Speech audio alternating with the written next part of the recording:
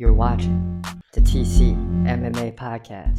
Now, the next one, you got Marc-Andre Barriault. Marc-Andre Barriault, baby, versus Dustin Stolzfus. Gotta love it. It's going to be a good one. Let's get into this right now. In the middleweight division at UFC Edmonton, this is in the main card. You got Marc-Andre Barriault taking on Dustin Stolzfus. And as always, in any main card fight, this is a big one, right?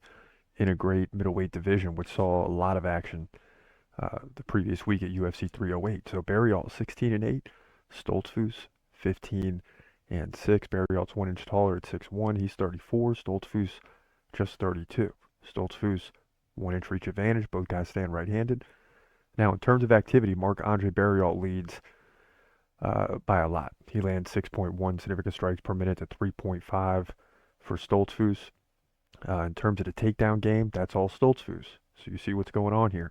He lands nearly 1 per round. But Barriault's takedown defense right at 67%, so that's average. So it tells you he's going to give up some takedowns, he's going to stop some, but that's going to be the game right there, because if the fight stays standing, Marc-Andre Barriault is winning. But he's coming off the KO loss to Joe Pyfer. Not good. Chris Curtis, split decision. He did beat Eric Anders by decision and KO'd Julian Marquez. So that's where we're at. He's 2-2 in the last 4.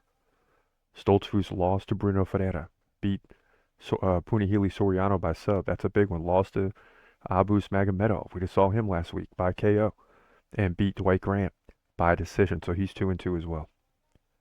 So there you have it. I mean, both guys, you know, obviously they're not as good as the 2 fighters they lost to. They're better than the 2 fighters they beat. That's pretty obvious. So this is going to be an interesting fight, a breaking point really for both fighters, right? Because you're going to look back in the previous 5 fights and be like, that's the one they probably should have won. So now we really know. And, you know, I think Marc-Andre Barriault is just a little tougher right now. I know Stolzfus is going to go for the takedowns. He may very well get him and could dominate the ground. It's very possible. But I think Barriault's takedown defense is good enough. I think he's going to be able to keep it standing for 2 to 3 rounds, especially in the third when, you know, both guys start to get tired. Takedowns are a lot of times tougher, not impossible, and they happen in the third round.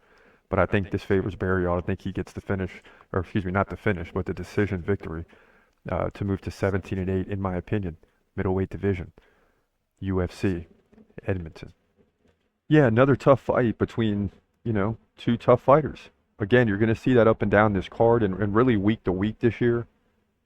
We're living in a time where every day we go forward, the depth in every division is getting tougher and tougher. The UFC has not even come close to peaking yet, especially with, you know, what happened 4 years ago and all the regional circuits being shut down and then having to get started again. But even in this fight, I mean, you got a 16-8 versus a 15-6 guys that are going against UFC competition time in and time out, and they're getting better and better and better. It makes these fights tough to predict, but Marc-Andre Barriault is just better. And they're both right in the prime, like 34, 32. But Barriault, 6 significant strikes per minute. I'm not going against that.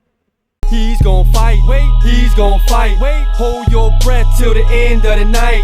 Last fighter call, UFC at its height, yeah. Bringing that thunder with all his might, saying step up, wanna fight, hold up, think twice, gladiator, assassin, reckless, no abandon. Walk through that cage, he'll leave your ass